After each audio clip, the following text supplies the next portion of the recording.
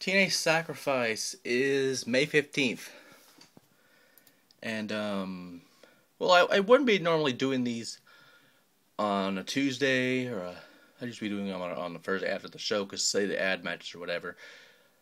But I think I missed a few that I want to go over. And there's not many, but it'll be a short video because I think I missed maybe 2 or 3 of them. I think 2. So it won't be that long. First up, the challenge match. I think that was added. It is Kevin. I'm not Kevin. What the hell am I saying Kevin for? But then again, Karen and Jarrett looks like a man anyway. So it's Karen Jarrett, or Kevin Jarrett, whatever the fuck I just called him, and Jeff Jarrett, the Jarretts. This will be Karen Jarrett's first match in, like, ever. So that'll be an accomplishment for her regardless. I don't know. I don't care. So it's Karen and Jeff Jarrett against Kurt Angle and this mistress that he's been having. Now, there's been a lot of rumors, a lot of speculations. I think I know who it is. I'm not going to spoil it for people. Let me just tell you one thing. It's 2 rumors so far, and one of them is right. It's either one that was going to happen, but got changed up to the last minute,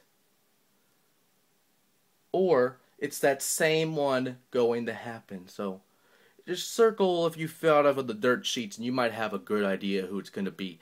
Because if it's who I think it is, there is no way that Jeff and Karen Jarrett are going to survive this match if it's who I think it is. And speaking of mystery, Matt Hardy. I mean, we already went through it, but you know, there's Matt Hardy and a mystery partner versus Beer Money. If it's who I think it is, we might have a disbanding of both teams, and we might see one of the greatest teams in TNA history come back together. And you might know who I'm talking about with this mystery dude, and you might know what team I'm talking about. If you can't put 2 and 2 together, I'll put it together Thursday for you. Good. Well, if they do announce the guy, which they probably will. Now, the match that I probably forgot about was Mexican America versus Inc. Inc. And, of course, Mexican America will be represented by Hernandez and Anarquia. For those who don't know, Anarquia is a lowrider, Matt Barella from OVW.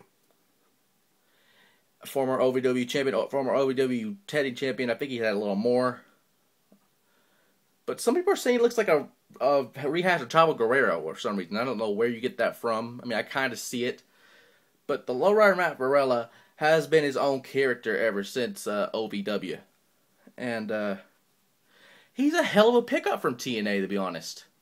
Because I see from stars from OVW that are going to WWE, like Ryan Nemeth, and I think he has a different name now, but Ryan Nemeth from OVW, to former tag team champion, and brother of Dolph Ziggler. So we might see a reuniting of the Spirit Squad or whatever. I don't fucking know. And like so many others that come from OVW, FCW, all these indie federations, they're really taking their time. They're really picking the right talent. Hell, you think you'd find Eve Elise out walking on the street or whatever? No, you'd find her for like her former work as Juliet the Huntress, or even Matt Cross, those from us that were both from Tough Enough, that were both eliminated, which is kind of a disappointment, to be honest. It's kind of stupid on their part, but whatever. As long as they get contracts, it's fine. But yeah, Anarchy has Matt Burrell, for those who didn't know.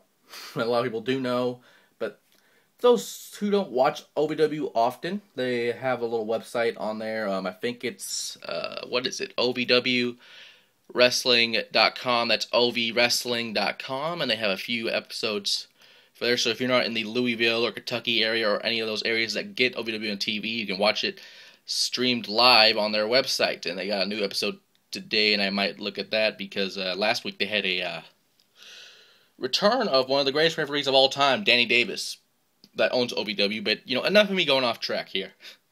I'm just happy that OVW is getting some recognition for TNA and WWE in a way.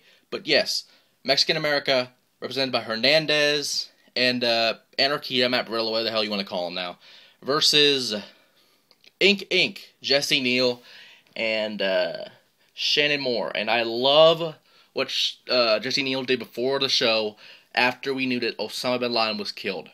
I love that. He came out in the Navy thing that he was in the USS Core or Cole, no, USS Cole, I think it was, that ship that he was in. And I just love the Perry Dream. I thank people like Jesse for their service, and they want to achieve their dream, and Jesse has achieved his dream so far, but he will hold a championship for his dead comrades that were in the USS Cole. And that was a dream him and a friend had, that they would one day be a champion, and I hope that happens for him. But regarding this match, it's pretty much a toss-up because Shannon Moore's kind of had a little bit of a heel run, but now he's doing face stuff because, it's America versus Mexico again.